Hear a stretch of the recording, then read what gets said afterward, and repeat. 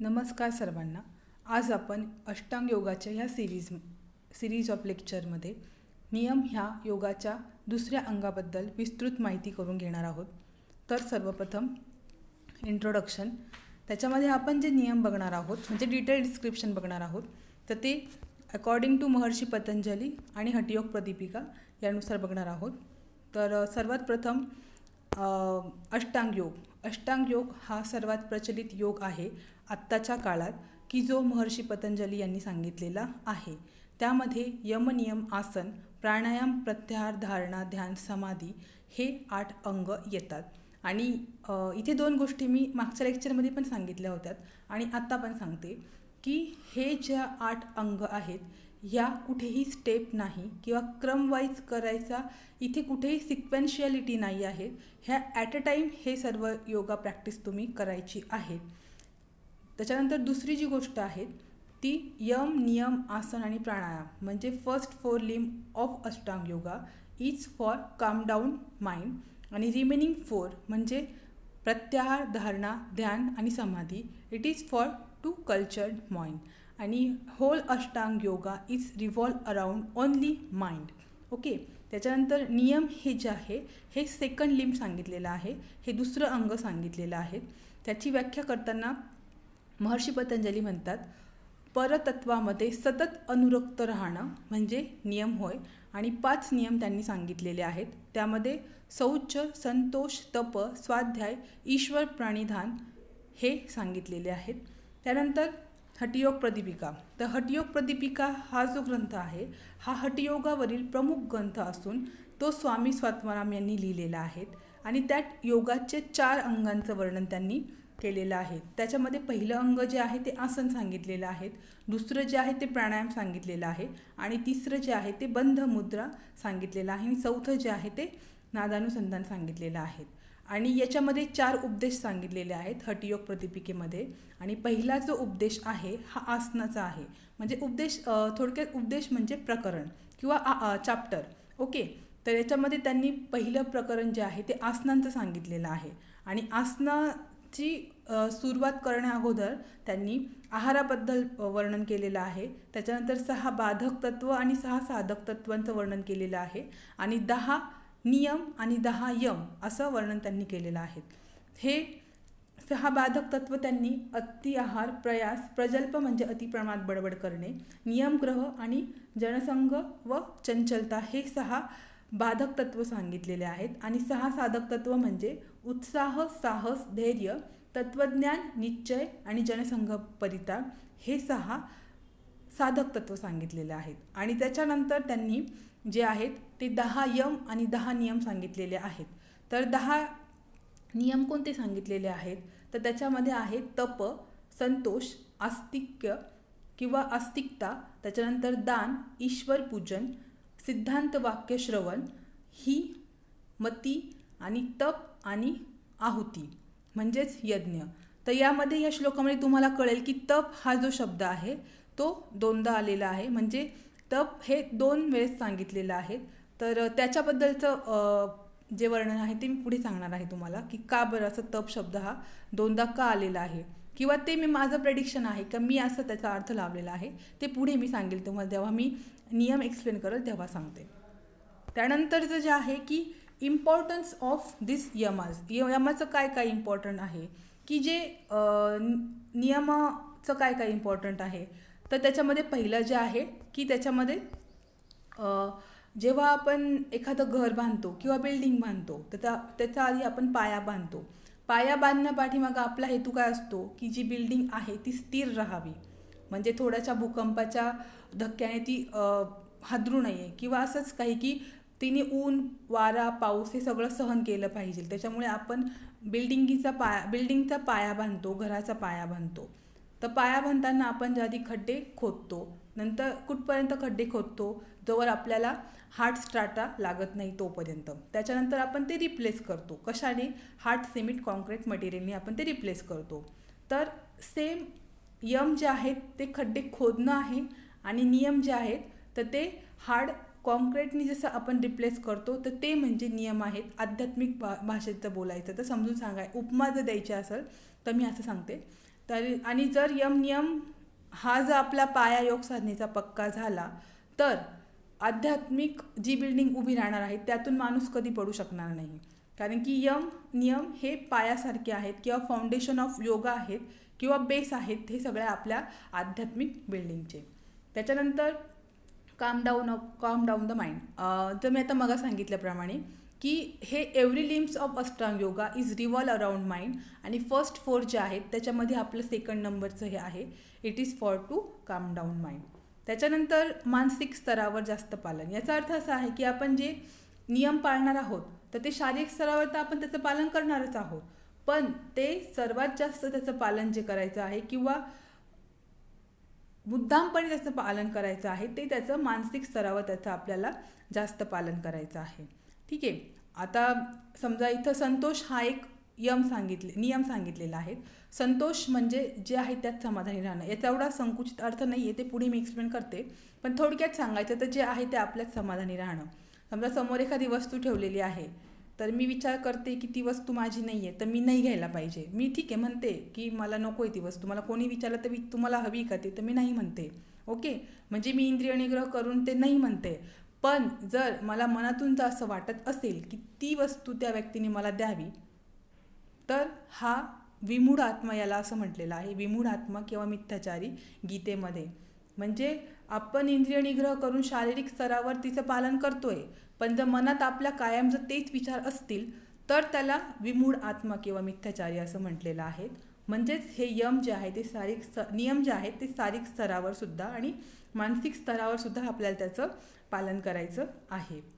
त्याच्यानंतर सार्वभौम. हे सार्वभौम आहेत आणि वैयक्तिक स्तर उंचवणारे आहेत. आता इथे मी एक तुम्हाला गोष्ट सांगते की कसं आहे, जे यम होते ते यम मी काय सांगितलं होती की यम जे आहे ते समाजात आपण जेव्हा वावरतो तेव्हा ते पाळायचे नियम होते यम. आणि इथे जे आहे ते वैयक्तिक, आपण जेव्हा वैयक्तिक म्हणजे एकटे जरी असू तरी आपल्याला हे नियम पाळता येतात. उदाहरणार्थ समजा असत्य हा एक, सत्य बोलणं हा एक यम आहे. आणि जेव्हा मी समजा योग साधनेसाठी गुहेमध्ये जाते किंवा मग हिमालयात जाते तिथं प्रश्नच येत नाही सत्य बोलण्याचा का काय, कारण की तिथे माझ्या आजूबाजूला कोणी राहतच नाही. ओके, तर म्हणजे समाजात वावरताना जे सांगितलेले नियम आहेत ते यम आहेत. आणि जेव्हा वैयक्तिक तुम्ही गुहेमध्ये असाल, हिमालयामध्ये असाल तरी तुम्हाला हे नियम पाळायचे आहेत. आणि दुसरी गोष्टी म्हणजे हे रोजच्या रोज पाळायचे आहेत. असं नाही आहे का एखादा दिवस त्याच्यामध्ये खंड पाडला नाही. नियम म्हणजेच हे रोजच्या रोज पाळले गेले पाहिजे. समजा आता शौच आहे, पहिला नियम आहे अकॉर्डिंग टू महर्षी पतंजली. तर शौच सांगितलेलं आहे, तर शुद्धी ही रोजच्या रोज झाली पाहिजे, त्याच्यामध्ये कुठलाच खंड नाही आहे. ओके, आणि थोडक्यात यम जे होते ते सेल्फ रिस्ट्रेन होते आणि नियम जे आहे ते सेल्फ डिसिप्लिनरी आहेत. हाच याच्यामधला मेन डिफरन्स आहे की यम जे आहेत ते आपण समाजात असतो तेव्हा पाळू शकतो. जेव्हा आपण योग साधनेसाठी कुठं बाहेर गेलो किंवा आपण जेव्हा एकटेच असू तेव्हा यम हे आपल्याला कळत नाही आपण पाळतोय की नाही. पण हे जे नियम आहेत हे आपण एकटे असू तेव्हा सुद्धा आपले ते पाळले गेले पाहिजे. ठीक आहे, आता आपण हे बघूयात की अकॉर्डिंग टू महर्षी पतंजली आणि according to Hathayoga Pradipika types of यम बघू. त्यामध्ये पहिलं जे आहे अकॉर्डिंग टू पतंजली, महर्षी पतंजली, शौच, संतोष, तप, स्वाध्याय आणि ईश्वर प्रणिधान. आणि अकॉर्डिंग टू हठयोग प्रदीपिका तप, संतोष, आस्तिक्य, दान, ईश्वर पूजन, सिद्धांत, श्रवण, लज्जा, तप आणि मती आणि हवन हे 10 त्यांनी सांगितलेले आहेत. तर त्याच्यामध्ये आता पहिलं आपण बघूयात शौच किंवा शुद्धी.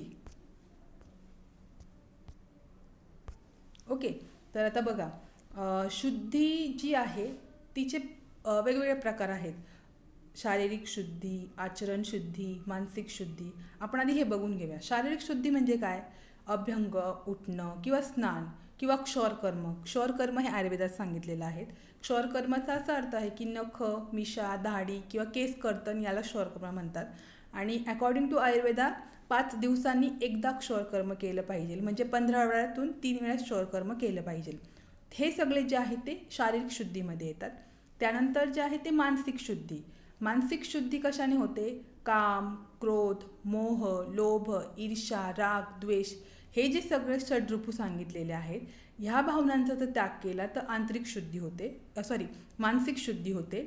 आणि स्वार्थी भावनेचा त्याग आणि परोपकार हे दोन भावामुळे किंवा ह्या दोघांचं पालन केल्याने आपली आचरण शुद्धी होते. आणखीन आंतरिक शुद्धी आणि बाह्य शुद्धी असेही शौचचे प्रकार आहेत. आंतरिक शुद्धी जी की मग पंचकर्म किंवा षटकर्म, पंचकर्म ही स्पेशालिटी आहेत आयुर्वेदाची आणि षटकर्म ही योगाची स्पेशालिटी आहे. त्याच्यामध्ये त्याला योगिक शुद्धिक्रिया असंच म्हणतात. त्याच्यामध्ये धोती, नेती, नवली, त्राटक, कपालभाती आणि नेती असे 6 उपक्रम येतात आणि ह्या सगळ्यांद्वारे आपण आंतरिक शुद्धी करू शकतोय. आणि बाह्यशुद्धी परत तेच अभ्यंग, उठणं, स्नान वगैरे ज्या क्रिया आहेत त्याला बाह्यशुद्धी आपण असं म्हणू शकतोय. त्याच्यानंतर मेन मुख्य जे आहे ते तुमच्या मला लक्षात आणून द्यायचं आहे की जर शौच नसेल तर शौच हे डायरेक्टली कनेक्टेड टू द आसन अँड प्राणायाम. शौच नसेल तर आसन आणि प्राणायाम हे जमणार नाही आपल्याला.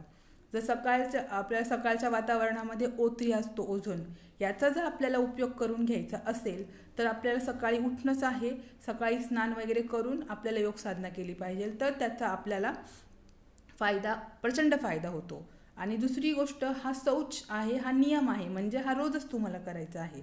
तर याचे लाभ सांगताना असं सांगितलेलं आहे की अभ्यंतर शुद्धीच्या अभ्यासाने चित्ताचे रज व तम दोषांचा नाश होतो आणि अंतःकरण शुद्ध होऊन मनाची प्रसन्नता व एकाग्रता वाढते आणि मनुष्य हा जितेंद्रिय होतो. जितेंद्रिय म्हणजे त्याचं इंद्रियांवर त्याचं कंट्रोल येतं. इंद्रिय त्याला कंट्रोल करत नाही, तर इंद्रियांना त्याचं मन कंट्रोल करतं, म्हणजे तो जितेंद्रिय होतो. आणि दुसरं सांगितलेलं आहे की बाह्यशुद्धीचे काटोकोरपणेचा हा जो श्लोक आहे, तर हा श्लोक हा योगदर्शनामधला आहे. आणि बाह्यशुद्धीचे जर काटोकोरपणे आपण पालन केलं तर स्वतःच्या शरीराचा अवयवांचा वीट येतो किंवा त्याच्याबद्दल द्वेष उत्पन्न होतो. त्यामुळे तो दुसऱ्याच्या शरीरात सुद्धा आपल्या शरीराप्रमाणे मलिन समजून त्याचा शरीराचा पण तो तिटकारा किंवा द्वेष करतो. हा फायदा सांगितलेला आहे अकॉर्डिंग टू महर्षी पतंजली शौच ह्या विधीचा. त्याच्यानंतर जे आहे ते आहे संतोष.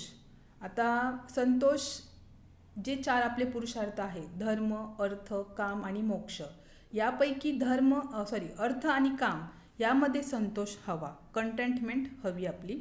आणि दुसरा एक अर्थ सांगितला जातो की जे आहे त्यात किंवा जेवढं तुमच्याजवळ आहे त्या गोष्टीमध्ये किंवा तुमची जेवढी प्रोग्रेस आहे त्यामध्ये तुम्ही समाधानी राहा. पण इथं प्रश्न उत्पन्न होतो, जेवढं आहे तेवढं किंवा जे आहे त्यात, म्हणजे हे केवढं आहे किंवा जे आहे ते म्हणजे किती. तर याचा अर्थ असा होतो का मग आपण हातावर हात धरून बसायचं आणि काहीच नाही करायचं? आपल्या गीतेची जी उत्पत्ती झालेली आहे ती अकर्मण्यता ह्या भावापासून बचण्यासाठीच ती उत्पत्ती झालेली आहे. आणि इथं मग याचा आपण असा अर्थ घेतला की जेवढा आहे तेवढ्यात मी समाधानी राहतो, तर आपण काहीच करणार नाही, अकर्मण्यता भाव आपल्यात निर्माण होईल. पण संतोषचा खरा अर्थ असा आहे की घनघोर पुरुषार्थ करून तुम्हाला जे प्राप्त होईल त्यात तुम्ही समाधानी राहा. ओके, तर आता याचं उदाहरण म्हणून मी तुम्हाला सांगते की समजा एक विद्यार्थी आहे किंवा एक बिझनेसमॅन आहे, तो 1 वर्ष मेहनत करतो, अभ्यास करतो आणि त्याच्यानंतर एक्झाम झाल्यानंतर जो रिझल्ट येतो त्याच्यामध्ये त्यांनी समाधानी राहायला पाहिजे, त्याच्यामध्ये त्याला संतोष हवा. हा खरा संतोषचा अर्थ आहे. ओके, संतोष याचा अर्थ असा अजिबात नाही आहे की तुम्ही काहीच नाही करायचं आणि त्याच्यामध्ये तुम्ही समाधानी राहायचं, असं नाही आहे. ओके, तर याचं असंच आहे की तुम्ही घनघोर पुरुषार्थ करा, प्रचंड मेहनत करा आणि मग तुम्हाला जे मिळतं आहे त्याच्यामध्ये तुम्ही समाधानी राहा. आणि 2 गोष्टी महत्त्वाच्या इथे असं आहे की तुमचं जर जीवन संतोषमय असेल तर तुम्ही ऑटोमॅटिक अंतर्मुख होतात म्हणजे प्रत्याहाराची स्थिती. प्रत्याहार म्हणजे काय की आपल्या इंद्रियांना बाहेर भटकून न देता आपल्या चित्तामध्ये लावणं किंवा चित्ताच्या अनुसरून त्यांना ठेवणं म्हणजे प्रत्याहार आहे. आणि तुम्ही स्वतःचं तुमचं जीवन संतोषमय असेल तर तुम्ही ॲटोमॅटिक अंतर्मुख होतात म्हणजे तुमचा प्रत्याहार साधतो. प्रत्याहार इट इज कनेक्टेड टू संतोष. आणि दुसरी एक गोष्ट अशी आहे, जर आपल्या जीवनात किंवा आपल्या वागण्यात किंवा हे मी तुम्हाला सांगितलं की अर्थ आणि काम ह्या गोष्टीमध्ये जर संतोष नसेल तर तुम्ही नेहमी डिस्टर्ब माइंड राहणार आहात आणि तुमचं मन जे आहे ते बहिर्गामी म्हणजे आउटवर ओरिएंटेड राहणार आहे मन. त्याच्यामुळे संतोष हे खूप महत्त्वाचं आहे. आणि त्याची जी तुम्हाला प्रॉपर डेफिनेशन आहे ते पण मी तुम्हाला सांगितलेले, की प्रॉपर त्याचा अर्थ काय आहे तो पण सांगितलेला आहे. आणि सदा संतोषी राहण्याचा अभ्यास केल्याने साधकाला सर्व तृष्णा म्हणजे त्याचे अपेक्षा ह्या क्षीण होऊन सत्वगुण वाढतो आणि त्याला उत्तम अशा सुखाची प्राप्ती होते. आणि या विरुद्ध कायम असंतोष बाळगला तर मनाचं स्थैर्य जे आहे ते नष्ट होऊन दुःखाची प्राप्ती होते. त्यानंतरचा तिसरा जो आहे तप. तप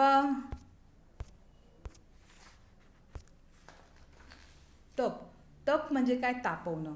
पण याचा अर्थ असा नाही आहे की अग्नीमध्ये उभं राहायचं आणि स्वतःचं शरीर तापवणं, असा त्याचा अजिबात अर्थ नाही आहे. किंवा मग एका पायावर उभं राहायचं. रामायण महाभारतामध्ये दाखवतात की रावणाने तप केला, याने तप केला, तप केला. तो तप असा त्याचा अर्थ इथे तरी अकॉर्डिंग टू महर्षी पतंजली आणि अकॉर्डिंग टू हठयोग यांना दोघांनाही इथे तसा अर्थ अपेक्षित नाही आहे. किंवा म्हणजे स्वतःच्या शरीरात त्रास देणं हे अजिबात अपेक्षित नाही आहे. त्याला गीतेमध्ये त्याला तामसिक तप म्हटलेलं आहे. तर गीतेमध्ये 3 प्रकारचे तप सांगितलेले आहेत: राजसिक तप, तामसिक तप आणि सात्विक तप. राजसिक तप म्हणजे कसा? सत्कार, मान सन्मान किंवा ढोंगीपणाने जो केला जातो किंवा दुसऱ्याला दाखवण्यासाठी तो तप केला जातो, तो राजसिक तप होय. त्याच्यानंतर तामसिक तप म्हणजे मूर्खपणाने, त्याला कुठलीच काही विधी नाही आहे किंवा स्वतःच्या शरीराला त्रास देऊन किंवा दुसऱ्याला त्रास व्हावा ह्या अपेक्षेने जो तप केला जातो त्याला तामसिक तप म्हणतात. आणि सात्विक तप म्हणजे कोणत्याही फळाची अपेक्षा न करता केलं जाणारं तप म्हणजे सात्विक तप आहे. तपाचे 3 प्रकार, आणखीन 3 प्रकार सांगितलेले आहेत. त्याच्यामध्ये शारीरिक तप म्हणजे ब्रह्मचर्य, अहिंसा, अस्तेय याचे पालन करणं किंवा मग पूजनीय किंवा विद्वान व्यक्तीचा सत्कार करणं, पावित्र्य राखणं, हे सगळं शारीरिक तपामध्ये येतं. त्यानंतर वाचिक तप म्हणजे काय? की सत्य, प्रिय, हितकर भाषण करणं, मनामध्ये क्रोध, द्वेष, लोभ इत्यादींची उत्पत्ती होऊ न देणं किंवा दुसऱ्यांची निंदा करणे याला पशून्य असं म्हटलेलं आहे. तर दुसऱ्यांची निंदा न करणं हे सगळं वाचिक तपामध्ये येतं. आणि मानसिक तपामध्ये विषय वासना तसेच काम, क्रोध, मोह इत्यादी षड्रूपांचा त्याग, मनोनिग्रह, मन प्रफुल्लित व शांत ठेवून ईश्वर चिंतन करत राहणे, हे सगळं जे आहे ते मानसिक तपाचं स्वरूप सांगितलेलं आहे. आणि तपाचं जर योग्य प्रमाणे अनुष्ठान केलं तर चित्त जे आहे ते शुद्ध होऊन आपल्याला अष्टसिद्धींची प्राप्ती होते असं महर्षी पतंजली सांगतात. खरं पाहायला गेलं तर तप म्हणजे जर आपल्याला आध्यात्मिक मार्गाचं प्रगती करायची असेल तर तपाचरण करणं हे खूप गरजेचं आहे. आणि तप म्हणजे काय? तप म्हणजे परम तप सांगितलेलं आहे. प्राणायाम हा सुद्धा एक प्रकारचा तप आहे. आसन ही सुद्धा एक प्रकारचा तप आहे. उपवास करणं हा सुद्धा एक प्रकारचा तप सांगितलेला आहे. तपाचं पालन करणं हे अतिशय महत्त्वाचं आहे. कारण की त्याच्यामुळे शारीरिक पीडा झाली किंवा शारीरिक कष्ट झाले तरी मनुष्य हा व्यतीत होत नाही. त्याच्यामुळे योग साधनेमध्ये तपाचं खूप महत्त्व सांगितलेलं आहे. आणि तपाच्या ह्या महत्त्वामुळंच आणि तपाची जी गरज आहे ती धारणेसाठी तपाची गरज असते. एक तपाचं स्वरूप, समजा माझा पाय दुखतोय तर मी याची वाचाळता न करता, माझा पाय दुखतोय याची वाचाळता न करता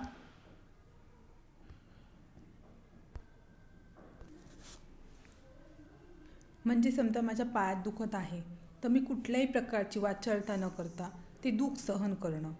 किंवा आपल्याला योग साधना करताना 2-2 तास बसावं लागतं प्राणायाम करताना, तर ते सहन करणं, ही सगळी शक्ती जी आहे ती आपल्याला तपामुळे येते. आणि तपामुळे आपली सहनशक्ती वाढते, संयमन शक्ती वाढते.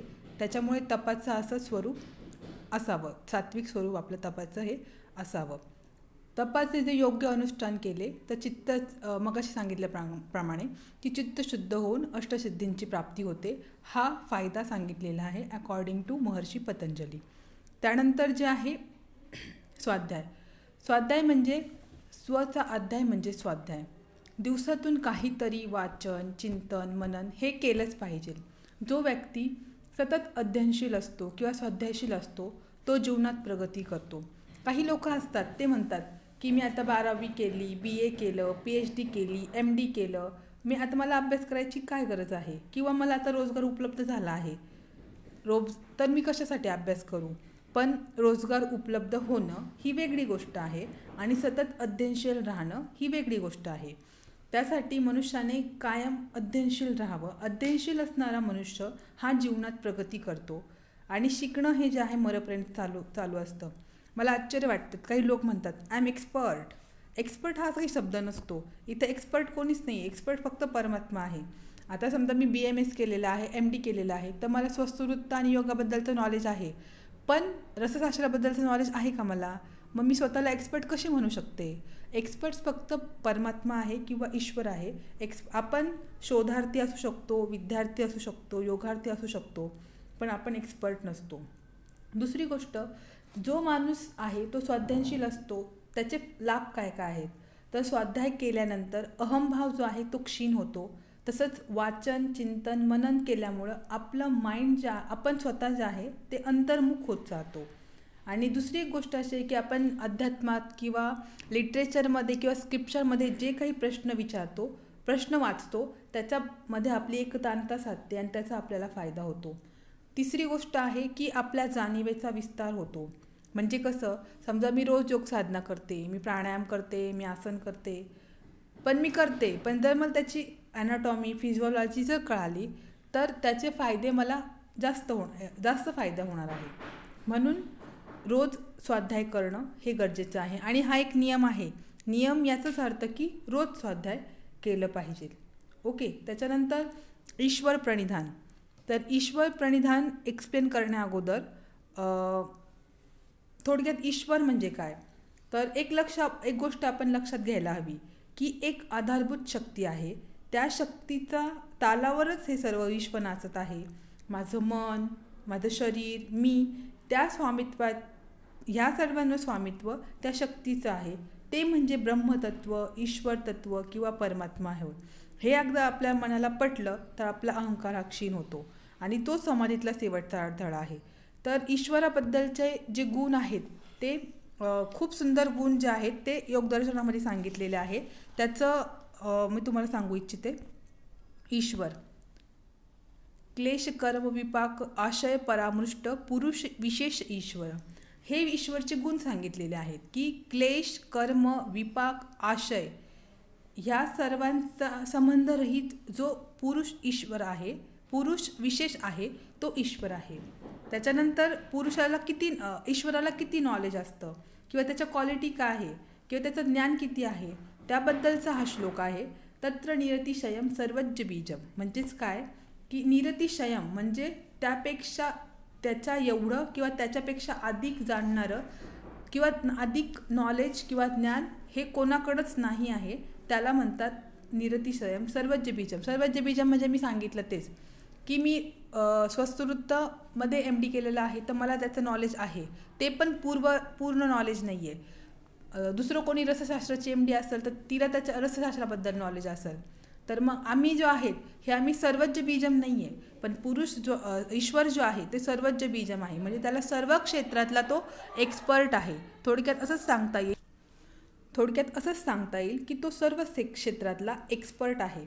त्यानंतरचा जो श्लोक आहे त्याच्यामध्ये असं सांगितलं आहे की स एष पुरुषाम अपि गुरु कालेन नावच्छेदा. त्याचा अर्थ असा आहे की पूर्वीचे जे सर्व गुरु होऊन गेलेले आहे त्या गुरूंचा तो गुरु आहे. ओके. आता माझा कोणीतरी गुरु आहे तर माझ्या गुरुचा आणि मी कोणाशी तरी गुरु होणार आहे, तर आमच्या सर्व गुरूंचा गुरु जो कोणी आहे तो ईश्वर आहे. आणि कालेन नावच्छेदा त्याचा अर्थ असा आहे की काल त्याला ग्रसित करू शकत नाही किंवा कालामुळे त्याचा नाश होऊ शकत नाही किंवा मृत्यू होऊ शकत नाही. आणि पुढचा जो ॲफोरिझम आहे किंवा श्लोक आहे तस्य वाचक प्रणव. त्याचं वाचक जो आहे किंवा ईश्वराचा वाचक जो आहे तो प्रणव आहे. प्रणव म्हणजेच ओम. तजस्थ तदर्थ भावनम. त्या ओमचा जप करावा आणि त्याच्या अर्थाचे चिंतन करावे असं सांगितलेलं आहे महर्षी पतंजलींनी. त्याच्यानंतरचा शेवटचा जो ॲफोरिझम आहे त्याच्यामध्ये सांगितलेलं आहे की ईश्वराचं जर आपण चिंतन केलं किंवा त्याचा ओमचा जर जाप केला तर आपल्या सर्व अडथळ्यांचा विनाश होतो आणि ईश्वराचे ज्ञानसुद्धा आपल्याला होते. अशा प्रकारे ईश्वराचं वर्णन जे आहे ते महर्षी पतंजलींनी त्यांच्या योगसूत्रामध्ये प्रथम जो पाद आहे समाधीपाद त्यामध्ये केलेलं आहे. तर आपलं जे होतं की ईश्वर प्रणिधान. ईश्वर प्रणिधान याचा अर्थ की कोणत्याही कर्माची इच्छा न करता ते ईश्वराला अर्पण करणं किंवा सर्व कर्मफलाचा भोगता हा ईश्वर आहे अशी भावना ठेवणं म्हणजे ईश्वर प्रणिधान होय. प्रणिधानाचा भक्ती असा सुद्धा अर्थ होतो. तर नवविधा भक्ती सांगितलेली आहे. त्याच्यामध्ये श्रवण, कीर्तन, स्मरण, पादसेवन, अर्चन, वंदन, दास्य, सख्य, आत्मनिवेदन असे 9 प्रकार सांगितलेले आहेत. गीतेमध्ये सुद्धा श्रीकृष्ण सांगतात की पुरुषांनी सर्व आपल्याला हा श्लोक माहिती आहे की कर्मण्येवाधिकारस्ते मा फलेषु कदाचन मा कर्मफलर हेतु ते संयोगत्व कर्माणि योगस्त कुरु कर्माणि संघतक्त्या धनंजय सिद्ध्या सिद्धयो समो भुक्त्वा समत्वम योग उच्यते. याचा सुद्धा अर्थ असाच आहे की पुरुषाने आपले सर्व कर्म हे आसक्तीरहित भावनेने करायला हवे. त्यामुळे ती व्यक्ती परमात्मामध्ये लीन होते आणि हे सर्व जे आहे ईश्वर प्रणिधान जर आपण केलं तर ईश्वर प्रणिधानामुळे मनशुद्धी, मननिरोध आणि एकाग्रता साधते.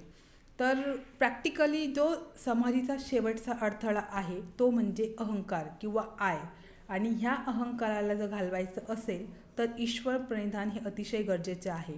महर्षी पतंजलीसुद्धा म्हणतात की तुम्ही कितीही मोठे योगी व्हा पण रोज तुम्ही थोडीफार पूजा, अर्चा, यज्ञ केलं पाहिजे. थोडा वेळ का होईना पण त्या ईश्वराला तुम्ही शरण जायला हवे. त्यामुळे काय होते, सात्विकता येते आणि आध्यात्मिक जी बिल्डिंग आहे त्या बिल्डिंगहून आपण खाली पडत नाही. त्यामुळे रोज ईश्वर प्रणिधान किंवा रोज थोडा वेळ ईश्वराची पूजा अर्चा केली पाहिजे. ओके. त्यानंतर ईश्वर सांगितलं. आता अकॉर्डिंग टू हठयोग प्रदीपिका कोणते कोणते नियम सांगितलेले आहेत तर त्यामध्ये आहे पहिलं तप. तपाबद्दलचं विस्तृत वर्णन मी केलं आता. त्याच्यानंतर संतोषबद्दलही सांगितलं गेलं आहे. त्यानंतर आस्तिक्य. तर आस्तिक्य याचा अर्थ असा आहे, आपल्या इंडियन फिलॉसॉफीमध्ये आस्तिक दर्शन आणि नास्तिक दर्शन असे 2 दर्शन सांगितलेले आहेत. तर 2 प्रकारचे दर्शनं सांगितलेले आहेत. आस्तिक 6 दर्शनं सांगितलेले आहेत आणि नास्तिक 3 दर्शनं सांगितलेले आहेत. त्यामधला फरक असाच आहे की जे दर्शन ईश्वराला मानतं किंवा वेदांना प्रमाण मानतं ते आस्तिक दर्शन. तसंच अर्थाने इथे आस्तिक्य हा शब्द सांगितलेला आहे की जे ईश्वरामध्ये आपला विश्वास हवा किंवा श्रद्धा हवी किंवा प्रीती हवी किंवा डेडिकेशन हवे. जर असेल तर तो आस्तिक माणूस आहे. त्याच्यानंतर जे आहे ते दान हे अतिशय महत्त्वाचा नियम हा हठयोग स्वामी सत्वराम यांनी सांगितलेला आहे आणि हा नियम आहे म्हणून रोजच करायचा आहे. कुठलं ना कुठलं दानाचे अनेक प्रकार आहे. दान म्हणजे काय प्रथम ते बघू. दान म्हणजे एखाद्या वस्तूवरचं आपलं स्वामित्व संपवून ती दुसऱ्याला ती गोष्ट देणे. म्हणजे आपण त्या गोष्टीचा त्याग करतो आणि दुसऱ्याला ती गोष्ट देतो, याला दान म्हणतात. आणि अनेक प्रकारचे दान असतात. शिक्षणाचं दान असू शकतंय, धनाचं दान असू शकतंय, भोजनाचं दान असू शकते, कपडे दान दिलेले असू शकते. तर याचे सुद्धा 3 प्रकार सांगितलेले आहेत गीतेमध्ये. राजसिक दान म्हणजे जे दाखवण्यासाठी दान केलं जातं ते राजसिक दान. आता समाजामध्ये फॅशन चालू आहे आणि स्वतःचं विथ नेम पब्लिश केलं जातं किंवा दाखवलं जातं की मी एवढं दान करतोय तेवढं दान करतो. तो सगळा दानाचा प्रकार आहे तो सगळा राजसिक दानामध्ये जातो. राजसिक दानाची जी कॅटेगरी आहे त्याच्यामध्ये जातं. तामसिक दान म्हणजे जी व्यक्ती अपात्र आहे तिला दान देणं म्हणजे तामसिक दान. त्याच्यानंतर सात्विक दान म्हणजे जी व्यक्ती पात्र आहे तिला दान करणं म्हणजे सात्विक दान होय. तर महत्त्वाची एक गोष्ट आहे की कीर्ती, मान, सन्मान होईल या अपेक्षेने दान कधीही करू नये. तर आपले बुजुर्ग लोक असं सांगतात की एका हाताने दिलेलं दान जे आहे ते दुसऱ्या हाताला सुद्धा कळू नये इतकं दान जे गुप्त असावा. आणि आणखीन एक गोष्ट आहे की जर कोणाला दान दिलं ना, खूप लोक सारे अशी अपेक्षा करतात की मी याला दान देईल त्याला दान देईल पण त्यांनी समोरच्या व्यक्तीने मला थँक्यू किंवा माझं ॲप्रिशिएशन केलं पाहिजे. पण ही भावना बाळगता कामं नाही आहे. दान द्यावं आणि विसरून जावं असा आपला भाव असावा दान देताना. त्याच्यानंतरचं जे आहे ईश्वरपूजन. ईश्वराबद्दलची बरीच माहिती मी सांगितली. तर ईश्वर पूजन, तर ईश्वर पूजन याचा खूप लोक असा अर्थ घेतात की एखादी प्रतिमा किंवा मूर्ती याचं पूजा करणं. पण याचा कुठल्याच वेदमध्ये उपनिषदामध्ये मूर्तीपूजेचं वर्णन आलेलं नाही आहे. पूजन याचा अर्थ मनात तो भाव राहणं असं असू शकतोय. तर ईश्वर म्हणजे सांगितल्याप्रमाणे तो गुरूंचा गुरु आहे, तो सर्व गोष्टी जाणतो, तो सर्व सृष्टीचा निर्माण करता आहे, सर्व भूमंडल हे त्याच्या अधीन आहे, तो सर्व शक्तिमान आहे, सर्वज्ञ आहे, किंवा मग त्याचं नॉलेज जे आहे ते सर्वांपेक्षा तो एक्सपर्ट असा आहे, त्याचा काल नाश करू शकत नाही, असा म्हणजे तो ईश्वर. आणि त्या ईश्वराचं पूजन हे केलं गेलं पाहिजे. त्यानंतर जे आहे सिद्धांत श्रवण. सिद्धांत श्रवण यालाच हे म्हटलेलं आहे, स्वाध्याय म्हटलेलं आहे. स्वाध्यायाबद्दलचं पण आपण बरंचसं वर्णन केलेलं आहे. त्याच्यानंतर येतं लज्जा. लज्जा म्हणजे लाज, याला ही पण म्हटलेलं आहे. तर जेव्हा आपण वाईट कर्म करतो किंवा अनैतिक कर्म करतो तेव्हा आपल्याला लाज वाटली पाहिजे आणि वाईट कर्माचा सर्वतः त्याग आपण केला पाहिजे. यासाठी माझे गुरु जे आहेत ते एक फॉर्म्युला सांगतात, आई फॉर्म्युला. आई फॉर्म्युला म्हणजे काय, की आपण एखादं काम करतोय ते जर आपल्या आईला कळालं तर आपल्या आईला सुख होईल की दुःख होईल याचा विचार करायचा. जर आपल्याला वाटतंय का आपल्या आईला सुख होईल तर ते काम आपण केलं पाहिजे. आणि आपल्याला असं वाटतं की आपल्या आईला हे ऐकून दुःख होईल, जेव्हा आपण अत्याचार करतो, हाणामाऱ्या करतो, चोऱ्या करतो, भांडणं करतो, कोणत्याच आईला ते आवडत नाही. तर हे सर्व जे आहे हे सर्व करताना आपल्याला लाज वाटली पाहिजे. आणि हाच भावार्थ आहे तो योग प्रदीपिकेमध्ये सांगितलेला आहे. त्याच्यानंतर तप हे दुसऱ्यांदा आलेलं आहे. तर तप हे जे आहे 2 वेळेस त्याचं वर्णन केलेलं आहे. तर दुसऱ्यांदा तपाचं जे वर्णन केलेलं आहे ते मला असं वाटतं की योग साधना दरम्यान जो तपस्या आपण करतो, योग साधना करताना जी तपस्या आपण करतो त्याचं वर्णन कदाचित तसा भावार्थ त्यांना इथे अपेक्षित असावा स्वामी सात्मारामांना, म्हणून त्यांनी 2 वेळेस तपाचं वर्णन केलेलं असेल. किंवा तपाच्या ऐवजी त्यांना दम म्हणजे इंद्रियांचं दमन करणं असा भावार्थ सांगायचा असेल कदाचित. तर तो अर्थसुद्धा आपण इथे घेऊ शकतो आहे की 2 गोष्टी, की योग साधना करताना जी तपस्या करतो ते तप, आणि दुसरी गोष्ट म्हणजे दम याचा अर्थ असा असतो की इंद्रियांचं दमन करणं. ते दोन्ही अर्थ कदाचित इथे घेऊ शकतो आपण. हे असे याचे अर्थ आहेत. त्यानंतर आहे मती. आपण एखादं चुकीचं काम केलं तर आपल्या घरातले वृद्ध लोक आपल्याला म्हणतात, तुझी मती खराब झाली का गं बाई. तर मती याचा अर्थ डायरेक्टली आपण बुद्धीशी घेऊ शकतो आहे. आणि दुसरी एक गोष्ट आहे की विचारशीलता, जो हठयोग प्रदीपिकेमध्ये स्वामी स्वात्माराम यांना अपेक्षित आहे तो अर्थ म्हणजे विचारशीलता. आपल्या बुद्धीमध्ये सतत विचार निर्माण होत राहतात. ॲक्च्युली विचारांचा व्यापार हे आपल्या मनाचं काम आहे. आणि सायकोलॉजिकली जर विचार केला तर आपल्या मनामध्ये दर दिवशी 60,000 विचार येतात. त्यापैकी काही वाईट असतात, काही चांगले असतात, काही तात्पुरते असतात, काही संक्षिप्त स्वरूपाचे असतात, काही दीर्घकालीन झाले असतात, आणि काही परत येणारे विचार असतात. तर जो आपल्या विचारांचा व्यापार आहे त्याच्यामध्ये विवेक हा एक शब्द आहे. चांगला आणि वाईट याच्यामधला भेद करणं म्हणजे विवेक आहे. तर जे चांगलं आणि वाईट आहे तो भेद करणं ते बुद्धीचं काम आहे. तर जे चांगले विचार आहेत त्याच्याने आपल्याला पॉझिटिव्हिटी येते, तर ते सतत मनात टिकवून ठेवणं, आणि जे निगेटिव्ह विचार आहेत त्याच्यामुळे आपल्याला निगेटिव्हिटी आपल्या माइंडमध्ये येते, ते विचार काढून टाकणं हे बुद्धीचं काम आहे. आणि मती हे बुद्धीच्या अर्थाने आणि विचारशीलताच्या अर्थाने घेतलेलं आहे. त्यानंतर जे आहे हवन याचा अर्थ यज्ञ किंवा यज्ञकर्म याचा उल्लेख जो आहे वेद, उपनिषद आणि दर्शन इत्यादी सर्व शास्त्रांमध्ये आलेला आहे. तर आपलं जीवन जे आहे ते यज्ञ जीवन हवं. यज्ञ जीवन म्हणजे काय, तर यज्ञासारखं जीवन हवं. आणि यज्ञासारखे म्हणजे कसं तर ते पुढे मी एक्सप्लेन करते.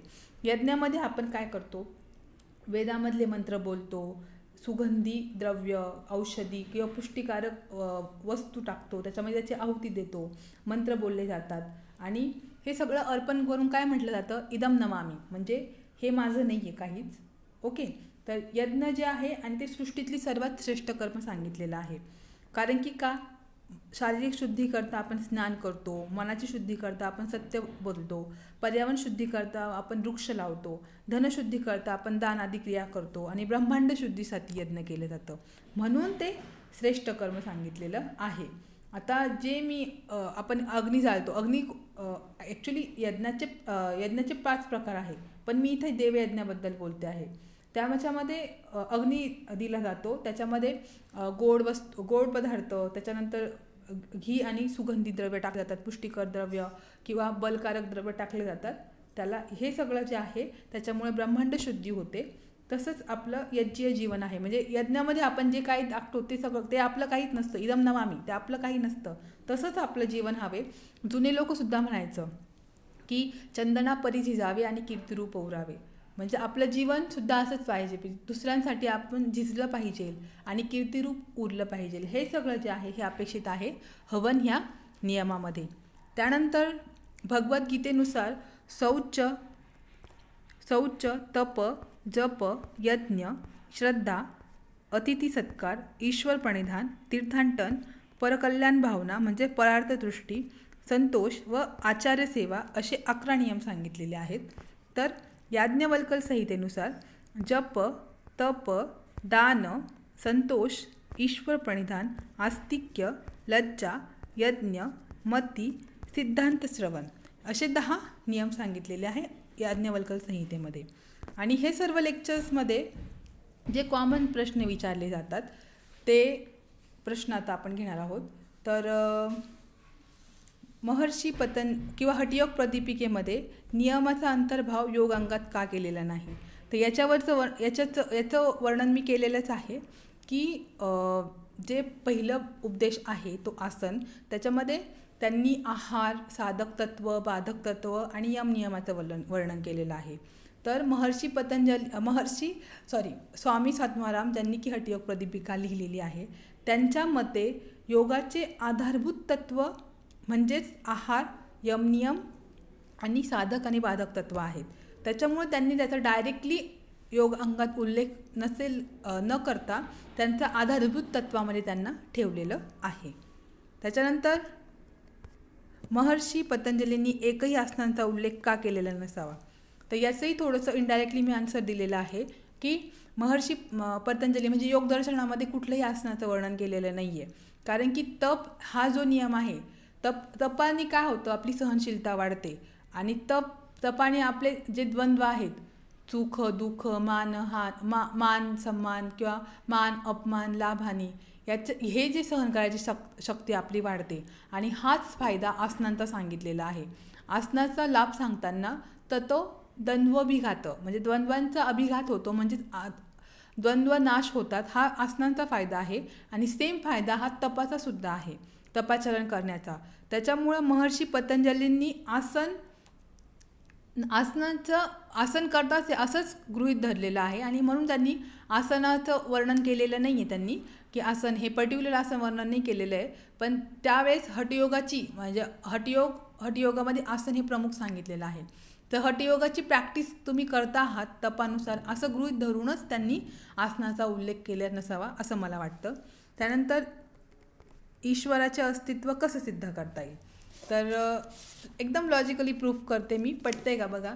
समजा माझ्या हातात आता पेन आहे, हा पेन कोणीतरी बनवलेला आहे, त्याचा निर्माण करता कोणीतरी आहे. ओके, म्हणजे पेन बनवण्यासाठी कोणीतरी मेहनत घेतलेली आहे आणि तो काहीतरी कमी जाणत असेल. त्याच्यानंतर माझ्याकडे मोबाईल आहे, मोबाईलसुद्धा कोणीतरी कंपनीने बनवलेला आहे किंवा त्याच्यामध्ये टेक्नॉलॉजी विकसित केलेली आहे, तो थोडंसं काहीतरी जास्त जाणत असेल. त्याच्यानंतर माझ्यासमोर लॅपटॉपसुद्धा आहे, तर लॅपटॉपसुद्धा कोणत्या तरी कंपनीने बनवलेला असणार आहे, कोणतरी व्यक्तीने त्याचं टेक्नॉलॉजी डेव्हलप केलेली असणार आहे आणि लॅपटॉप बनवणारा थोडंसं जास्त जाणत असणार आहे. त्याच्यानंतर मी आहे, माझेसुद्धा निर्माण करते माझी आई आहे. तर हे जे विश्व आहे याचं कशावरून कोणीतरी निर्माण करता नसणार आहे, कारण की प्रत्येक गोष्ट जी आहे तिची निर्मिती होण्यासाठी कोणीतरी करता तिथं आवश्यक आहे. तर ह्या सगळ्या गोष्टींद्वारे आपण ईश्वराचं अस्तित्व जाणू शकतो किंवा फक्त ते आपल्याला दिसत नाही आहे म्हणून ईश्वर नाही आहे असं नसतं. प्रत्येक गोष्टी आपण आपल्या डोळ्याने किंवा चक्षु इंद्रियाने बघू शकत नाही आहे, पण ह्या सगळ्या गोष्टी लॉजिकली आपण म्हणू शकतो आहे की ईश्वर आहे असं. आणि आपल्या लिटरेचरमध्ये सुद्धा ईश्वराचे गुण वगैरे सांगून ठेवलेले आहेत, त्यामुळे आप्तप्रमाणाने आपल्याला हे सगळं सिद्ध करता येतं. त्यानंतर what is difference between upper yoga and lower yoga, तर योगा आणि लोअर योगा याच्यामध्ये फक्त हाच डिफरन्स आहे की अप्पर योगामध्ये यम नियम येतं, यम नियम पाळून मग योगा येतो, आणि लोअर योगामध्ये यम नियम असं पाळणं काही बंधनकारक नसतं, त्याला लोअर योगा असं म्हणतात.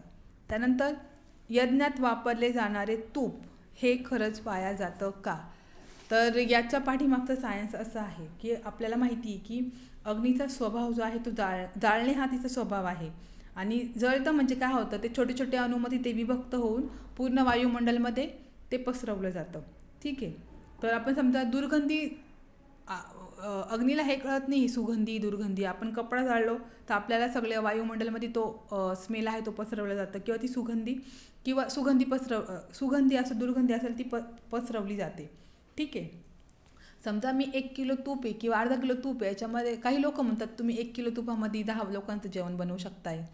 तर ठीक आहे बाबा, मान्य आहे मला की 1 किलो तुपामध्ये 10 लोकांचं जेवण बनवू शकतोय, पण जर 1 किलो तूप हे यज्ञासाठी वापरलं तर त्याच्यामुळं अनकाउंटेबल माणसांना ती सुगंधी प्राप्त होऊ शकते. माणसांनाच नाही, फक्त ती प्राण्यांना सुद्धा प्राप्त होते. त्याच्यामुळे तूप जरी 10 लोकांना इथं जेवण बनवून देऊ शकतोय, पण इथे अनकाउंटेबल लोकांना त्याचा फायदा होतोय. आणि दुसरी गोष्ट अशी आहे, समजा मी ते जेवण बनवलं आहे आणि ते मी माझ्या मित्र किंवा माझ्या परिवाराला देईल किंवा मित्र जे आहेत त्यांनाच देईल, पण यज्ञामध्ये असा भेदभाव नाही केला जात. यज्ञामध्ये माझा मित्र असो, दुश्मन असो, मैत्रीण असो, अपरिचित असो किंवा प्राणी मात्र असो, सगळ्यांना सारख्याच पद्धतीने ती सुगंधी प्रदान केली जाते. त्याच्यामुळे यज्ञकर्म हे श्रेष्ठ सांगितलेलं आहे. त्याच्यामुळे यज्ञात वापरण्यात येणारे तूप हे वाया जात नसते. थँक्यू.